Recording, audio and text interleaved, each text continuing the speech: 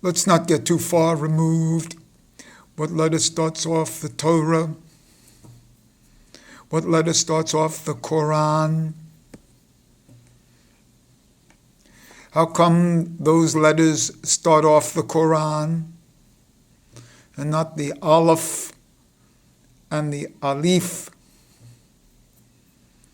How come the letters are the second letters of the respective alphabets?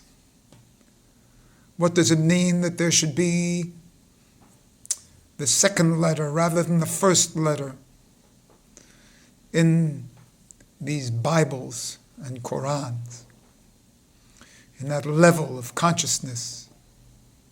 How many trees are there in Gan Eden? What are the names of those trees? How many branches does the tree of the knowledge of good and evil have? How many branches does the tree of life have? Are there really two trees? Or is there one tree with two different perspectives? Are you familiar with the alphabets, the entire alphabets of Hebrew and Arabic? In this day and age, we must be familiar with the alphabet of the other and what these letters symbolize. One doesn't have to go too far. Learn the Aleph in Hebrew. Learn the Alif in Arabic. And you will know all there is to know of the respective religions. All you need to know is the Aleph in Hebrew. A Yud on top, a Yud on the bottom, and a Vav in the middle. It's like two branches off of one trunk.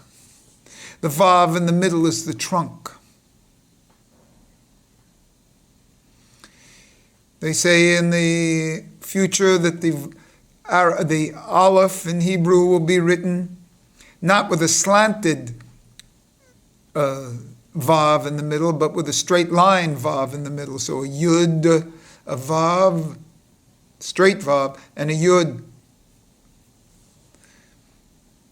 Not Yud on top, Vav slanted, and Yud on the bottom. But two Yuds where they normally occur with a Vav in the middle. What would this mean? To me it means that the tree of life is the center Vav. And the tree of the knowledge of good and evil is the Yud on the right and the Yud on the left. And there has to be a balancing of these two Yuds, which, in my opinion, have always been the right and left hands. And when these two right and left hands balance, what happens? The center opens up, and that's the tree of life. It happens in like yoga, where they have the Ida, the Pingala. And when these nerves open and balance, when they're open at the same time, what happens? The Sushumna opens, and that's the Kundalini that runs up and down the center, the Sushumna channel. The Sushumna is always there, but closed. That's the same relationship to the tree of life. With the tree of the knowledge of good and evil, there's only one tree, and that's the tree of life. Down here in this world, we perceive it as the tree of the knowledge of good and evil, as right and left, as good and bad. This is the tree that's open to us through the letter Bet and Tunis in general. It's a perceptual error. There is no good and evil. You have to balance these two. You have to understand that Ein Sof is Sitra Achra. When you understand this level of consciousness, it balances, and what happens? The third channel opens. That third channel is the third hand. It's the same thing as we talk about the hands, that there are really three hands. There's a Yad Gadola, the right hand, the Yad Hazacha, the left hand, and then the Yad Ramah in the center. And when we do Modi Ani in the morning, what do we do? Because we're born again, we've come down, our consciousness and our soul has come down from the heavens. And we have the hands together and we say Modi Ani. And then when we're finished, what do? We open the hands to two. Up in the heavens where everything is echad and unified and oneness. But down here it's separated into two-ness, into right and left. And isn't that what my whole idea of is in tennis? To learn the left-hand consciousness so that we are not ambidextrous. We can always be right-hand dominant. But we have to use the left hand.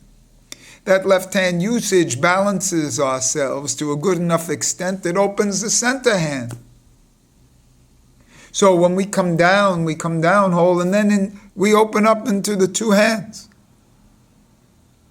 Our secret here, again, is from yesh to ma'ain, not ain mayesh to yesh.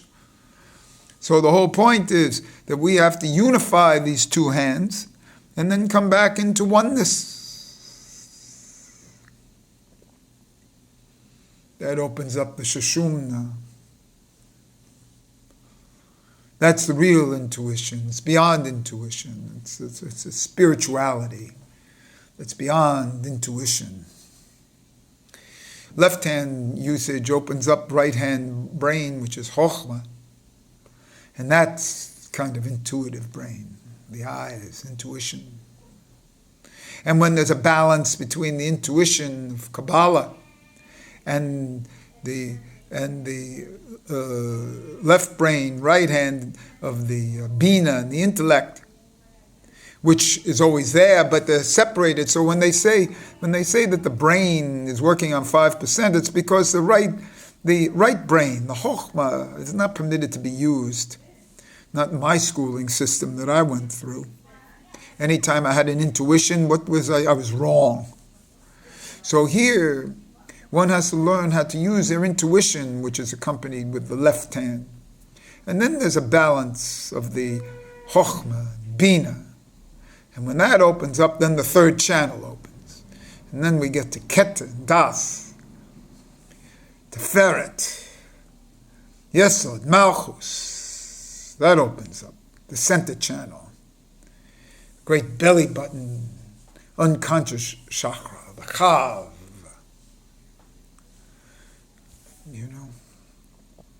And how to access this, that's the secret. How to access this is with a removal, with an ayin. You see? A removal.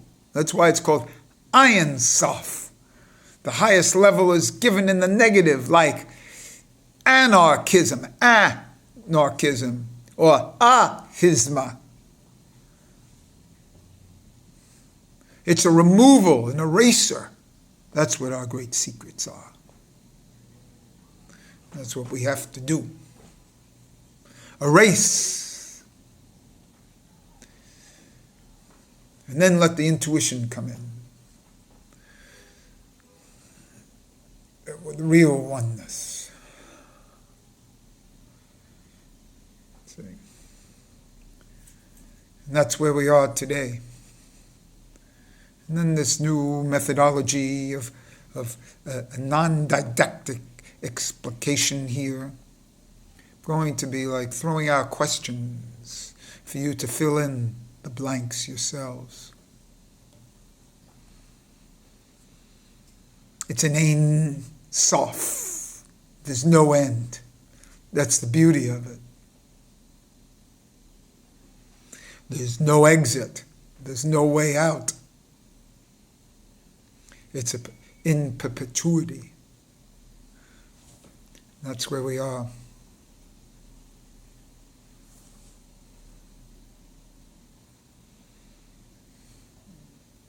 The two-ness is evident here because I'm a self doing a picture. You're seeing a reflection. You're seeing a zelum. You're seeing a shadow. You're not seeing me. When I look at my own videos, I see someone else. I don't see me.